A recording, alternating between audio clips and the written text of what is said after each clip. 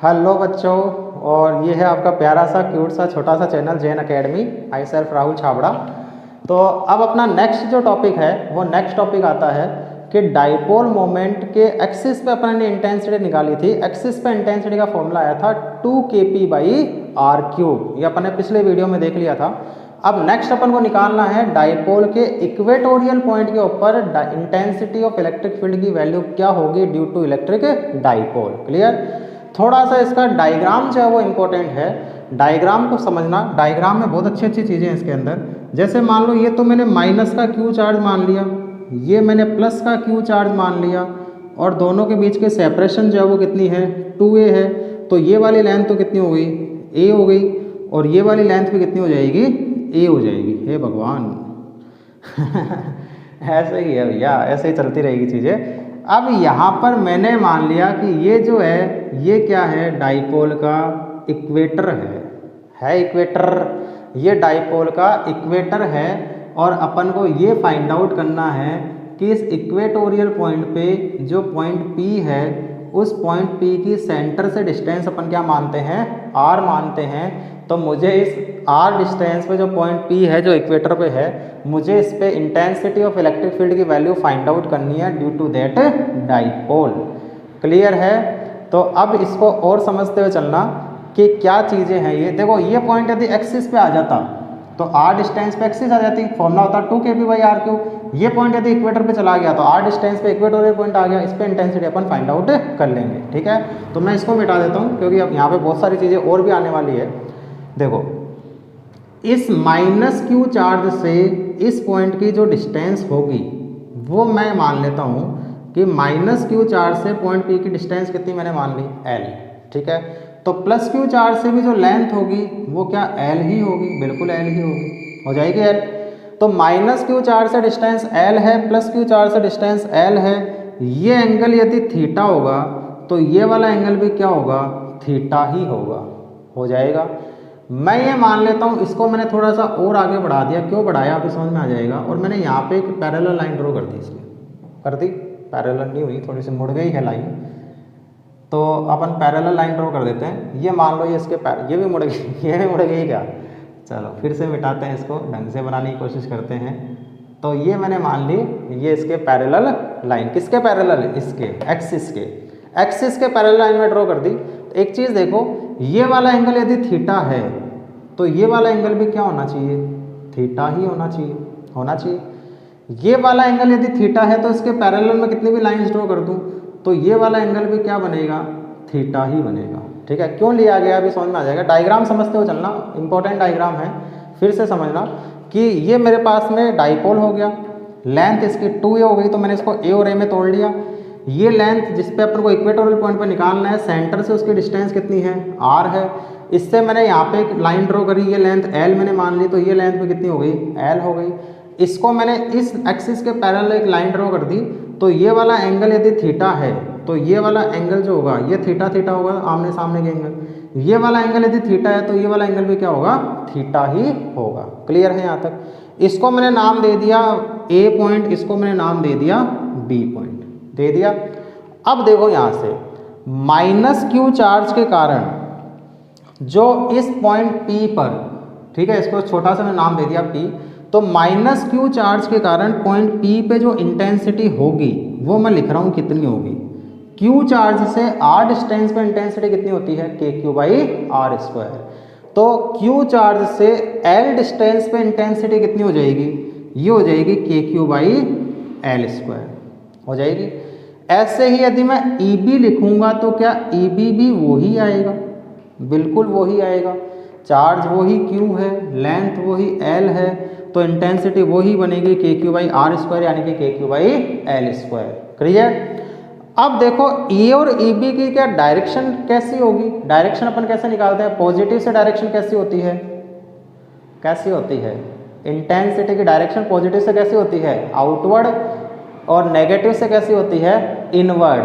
तो पॉजिटिव से डायरेक्शन तो होगी आउटवर्ड यानी कि S से, और नेगेटिव से डायरेक्शन होगी इनवर्ड यानी कि S से। ठीक है, तो मैं इसको लिख रहा हूँ, पॉजिटिव से डायरेक्शन तो हो गई ये वाली मेरी, कौन सी, B पॉइंट नाम दिया है, तो ये वाली तो कैसी हो जाएगी EB। तो इसको तो मैंने नाम क्या दे दिया, ई बी, ये वाली डायरेक्शन तो हो गई ई बी की।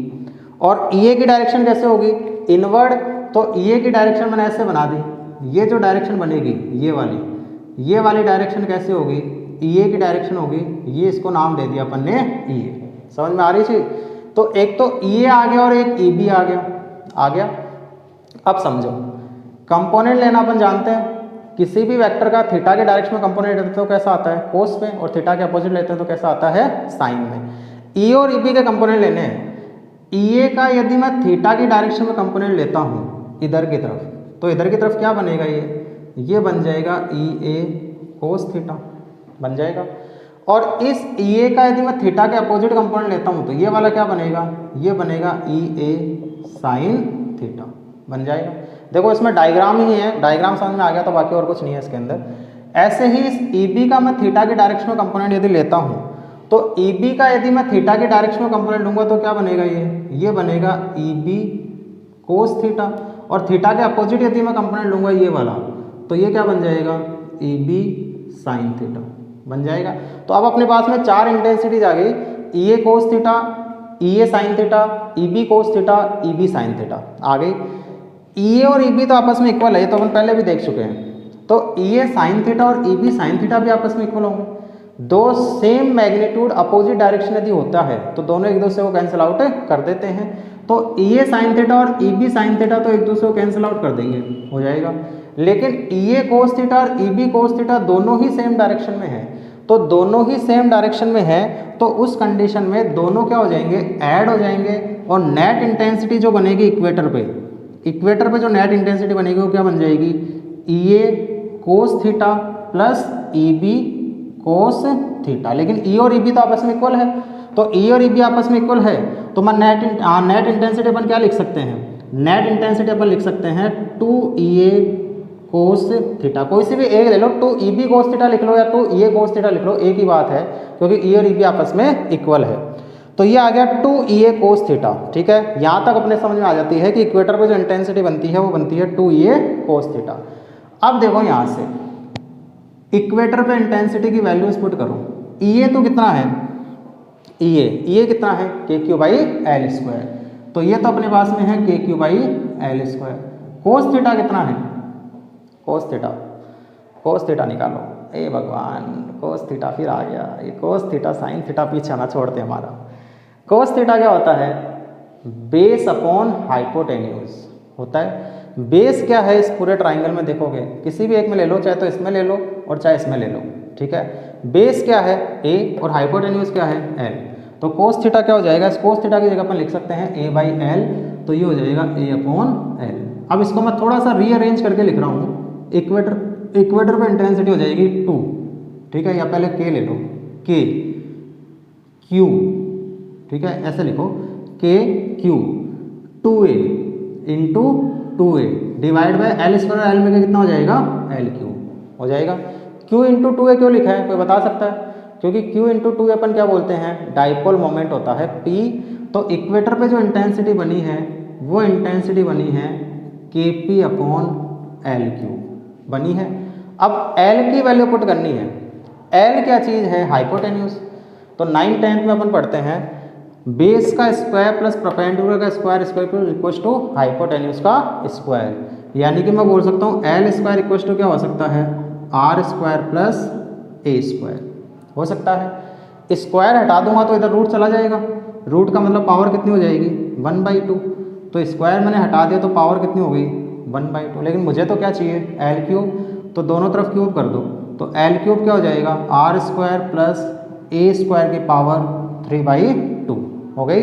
एल क्यूब की वैल्यू पुट करो, वैल्यू पुट करेंगे तो इक्वेटर पे जो इंटेंसिटी बनेगी वो बन जाएगी के पी अपॉन एल क्यूब की जगह पुट करेंगे R square plus A square की पावर 3/2। ये अपने पास में इक्वेटर पे इंटेंसिटी का फॉर्मूला जनरेट होता है, जनरल फॉर्मूला है। अब इसमें कंडीशन वही लगाते हैं अपन, वो नहीं बताऊंगा क्यों लगाया गया है, क्योंकि पहले ही डिस्कस हो चुकी है कि आर स्क्वायर की वैल्यू जो है वो ए स्क्वायर से बहुत ज़्यादा है, तो ए को ऑलमोस्ट 0 मान लेंगे, बचेगा आर स्क्वायर की पावर 3/2, 2 से 2 कैंसिल, बचेगा आर क्यूब। तो इक्वेटर पे जो इंटेंसिटी बनेगी वो इक्वेटर पे इंटेंसिटी क्या बनेगी, के पी बाई आर क्यूब, और एक्सिस पे इंटेंसिटी बनी थी 2 kp/r³, इक्वेटर पे इंटेंसिटी बन रही है kp/r³। और यदि इसकी डायरेक्शन की बात करें तो इसकी डायरेक्शन कैसी है, EA cos theta EB cos theta, यानी कि डायरेक्शन दोनों जुड़ गए कि किधर बन गई, इधर की तरफ, यानी कि पॉजिटिव से नेगेटिव की तरफ। यानी कि इसकी डायरेक्शन कैसी है, इसकी डायरेक्शन आ रही है पॉजिटिव से नेगेटिव की तरफ, और उसकी डायरेक्शन कैसी आई थी एक्सिस पे, नेगेटिव से पॉजिटिव की तरफ। यानी मैं इसको वेक्टर फॉर्म में यदि लिखना चाहूँ, यानी कि अपन बात करें इक्वेटर पे जो इंटेंसिटी है उसको वेक्टर फॉर्म में लिखना चाहें तो मैं लिखूंगा k माइनस का p vector upon r³। Minus क्यों लगाया गया है, कोई बता सकता है?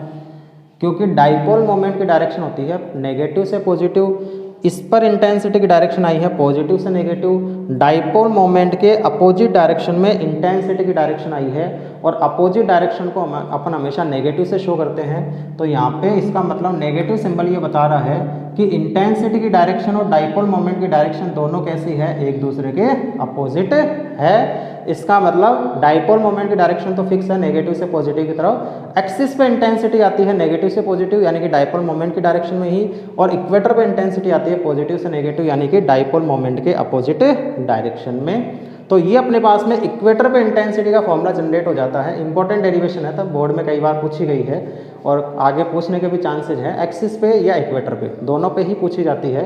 तो इंपॉर्टेंट डेरिवेशन है, डायग्राम ही इसका मेन है, बाकी और तो नॉर्मल कैलकुलेशन करिए अपन ने और कुछ नहीं है, डायग्राम को ढंग से समझ लेना।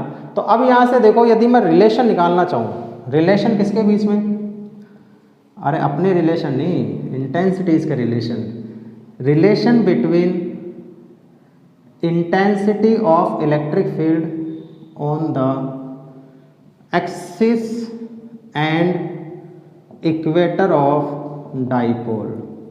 एक्सिस और इक्वेटर ऑफ डाइपोल पर इंटेंसिटीज के रिलेशन निकालेंगे तो अपन को ये पता चल गया था कि एक्सिस पे जो इंटेंसिटी आई है वो तो आई थी 2 kp/r³, और इक्वेटर पे जो इंटेंसिटी आई है वो आई है kp/r³।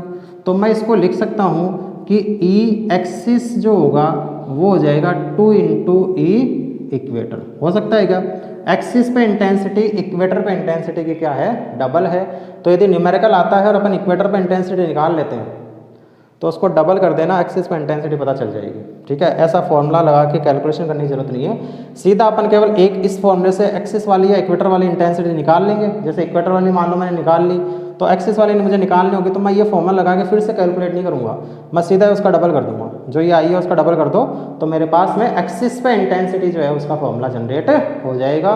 तो ये अपने पास में फॉर्मूला जो आता है वो आता है इक्वेटर पे इंटेंसिटी का फॉर्मूला kp/r³, और डायरेक्शन आती है नेगेटिव पॉजिटिव से नेगेटिव की तरफ, और इंटेंसिटी की डायरेक्शन पॉजिटिव से नेगेटिव है और डाइपोल मोमेंट की डायरेक्शन नेगेटिव से पॉजिटिव की तरफ है। तो दोनों एक दूसरे के अपोजिट है, इसलिए अपन ने यहाँ पे क्या लगा दिया, नेगेटिव का सिंबल लगा दिया। क्लियर? तो ये तो अपने पास में एक्सिस पे और इक्वेटर पे इंटेंसिटी के फॉर्मूले अपने जनरेट कर लिए। अब मुझे निकालना है कि किसी रैंडम पॉइंट पर यदि इंटेंसिटी निकालनी होगी तो रैंडम पॉइंट पर इंटेंसिटी का फॉर्मूला क्या बनेगा। हे भगवान, कितनी है ये, ख़त्म ही नहीं होती। यदि ख़त्म ही नहीं हो रही है कहाँ तक चलते जाएंगे। डाइपोल बड़ा टॉपिक है, ख़त्म नहीं होगा, ऐसे क्वेश्चन आता ही आता है डाइपोल के ऊपर, तो इसलिए ढंग से समझते हुए चलो सब चीज़ें। एक दूसरे से करते हैं प्यार हम, एक दूसरे के लिए बेकरार। Very good. Dipole moment on the random point of dipole. तो डाइपोल के रैंडम पॉइंट पे मुझे इंटेंसिटी का फॉर्मूला जनरेट करना है। अब रैंडम पॉइंट क्या हो सकता है वो चीज़ समझो, अच्छे से डायग्राम समझना, प्यारा सा डायग्राम है। ये माइनस का क्यू चार्ज, ये प्लस का क्यू चार्ज हो गया। डाइपोल मोमेंट की डायरेक्शन नेगेटिव से पॉजिटिव की तरफ, इधर की तरफ आ गई। ये इसका सेंटर पॉइंट O बन गया, इसको छोटा सा नाम दे दो O। ठीक है, मुझे निकालना ये है, ये तो एक्सिस हो गई, ये इक्वेटर हो गया। तो पॉइंट जो है वो ना तो एक्सिस पर है और ना इक्वेटर पे है, यहाँ है। ठीक है, ये पॉइंट मैंने नाम दे दिया P। ये लेंथ अपन R मानते हैं और ये एंगल मैंने क्या मान लिया, थीटा। क्लियर? तो मैंने एक रैंडम पॉइंट ले लिया P। इस रैंडम पॉइंट पर मुझे इंटेंसिटी ऑफ इलेक्ट्रिक फील्ड का फॉर्मूला जनरेट करना है। उसको जनरेट करने से पहले एक फॉर्मूला मैं लिख देता हूँ, जो अभी अपन ने ड्राइव किए हैं वो फॉर्मूला अपन काम में लेंगे। एक्सिस पे इंटेंसिटी का फॉर्मूला आया है 2kp/r³ और इक्वेटर पे इंटेंसिटी का फॉर्मूला आया है kp/r³। आ गया। ये लेंथ वही 2a है, डाइपोल मोमेंट वही p है, p कितना हो जाएगा q × 2a हो जाएगा। अब देखो यहाँ से इसको करने के कई तरीके हैं, इसको करने के बहुत तरीके हैं। अपन एक सिंपलेस्ट मेथड इसका काम में लेते हैं, कंपोनेंट वाला मेथड। यदि मैं इस डाइपोल मोमेंट p का थीटा की डायरेक्शन में कंपोनेंट लेता हूँ तो कितना बनेगा p cos थीटा, और थीटा के अपोजिट लूँगा तो कितना बनेगा p sin थीटा। तो मैं इस डाइपोल मोमेंट p को दो पार्ट्स में डिवाइड कर लेता हूँ। कर लिया तो एक पार्ट में जब मैंने इसको डिवाइड किया, ये लेंथ अपन ने r मान ली, तो मैंने एक पार्ट में जब इसको डिवाइड किया तब तो ये वाला जो डाइपोल मोमेंट मेरा बनेगा, ये वाला, ठीक है, ये वाला मैंने मान लिया, ये वाला जो डाइपोल मोमेंट बनेगा वो तो कितना बनेगा p cos थीटा बन जाएगा। और इसके अपोजिट डायरेक्शन में यदि मैं डाइपोल मोमेंट की बात करूं तो इसके अपोजिट डायरेक्शन में जो ये वाला डाइपोल मोमेंट बनेगा, ये वाला, ये कितना बन जाएगा, ये डाइपोल मोमेंट कितना बनेगा p sin थीटा बन गया। कोई डाउट यहाँ तक? कोई डाउट नहीं है, ऊपर से जाने लग गई होगी चीज़ें। कंपोनेंट की बात आते ही 11th की चीज़ें आ गई भाई, कंपोनेंट लेना तो आना चाहिए।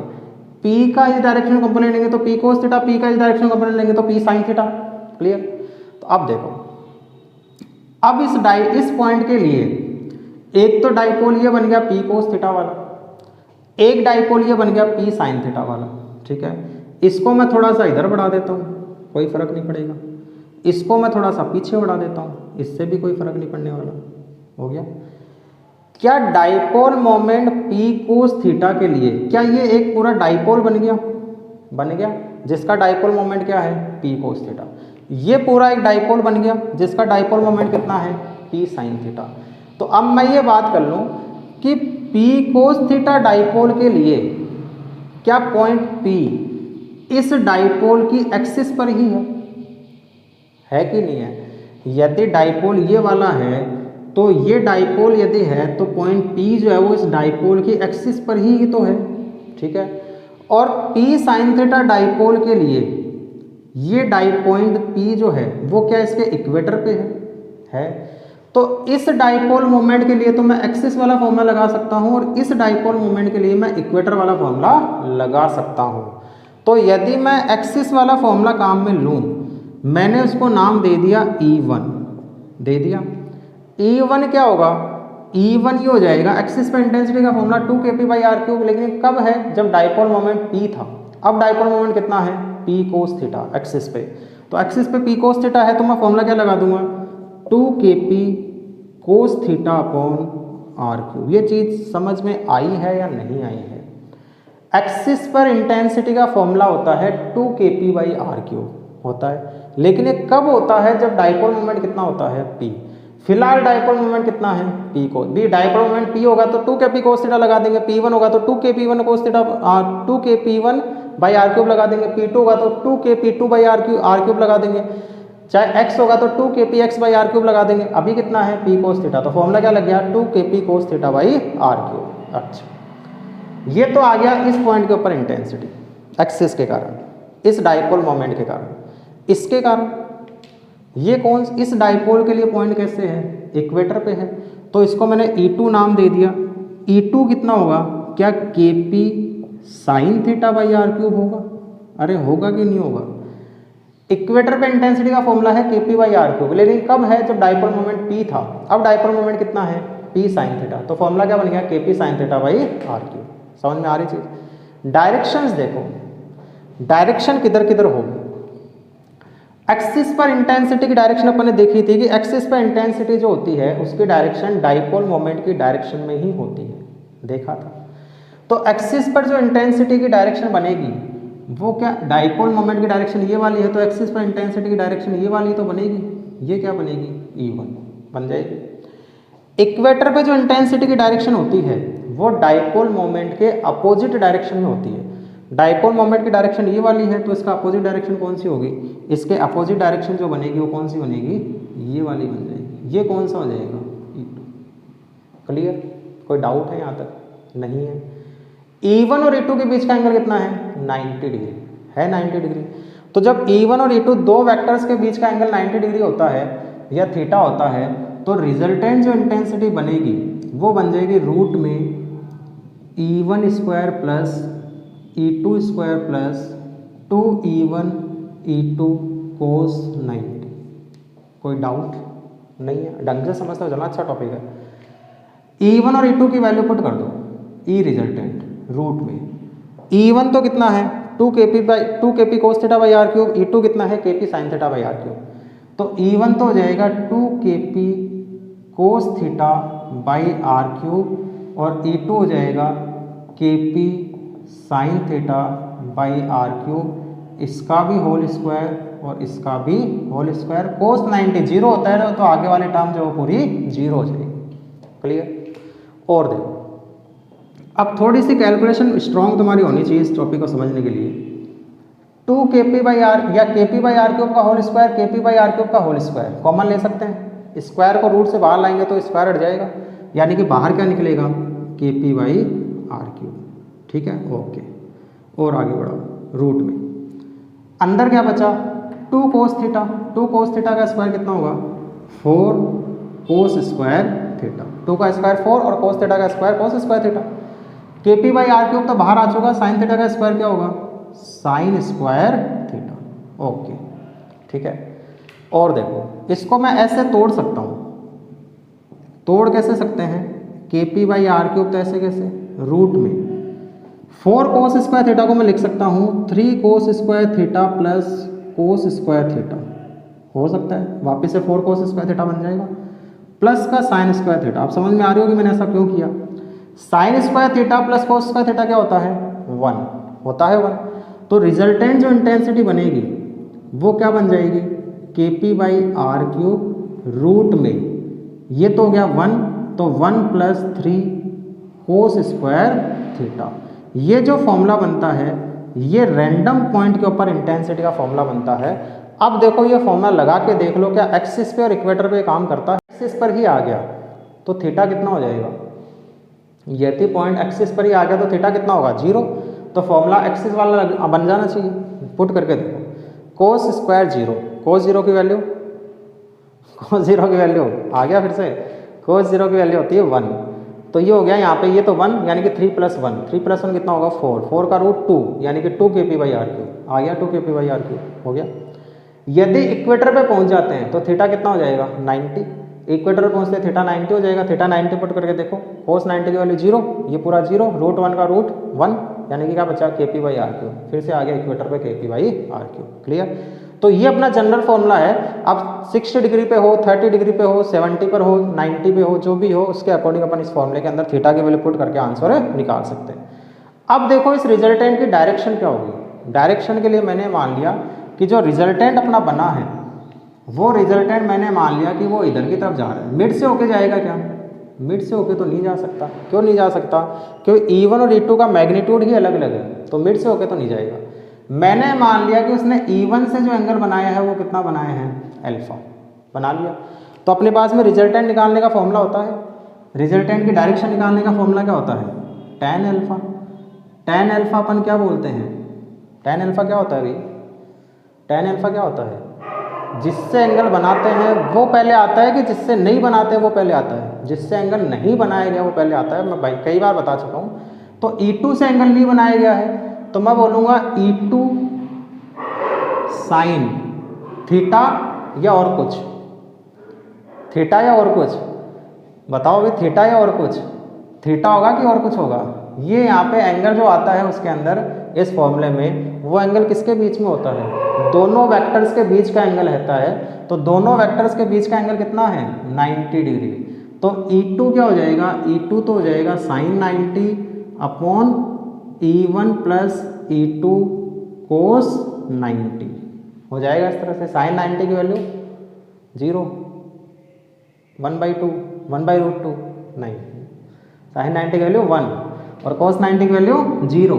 तो ये तो 1 हो गया और ये 0 हो गया, तो बचा क्या E2/E1। तो tan अल्फा जो बना वो क्या बना E2/E1 E2 और E1 की वैल्यू पुट कर दो।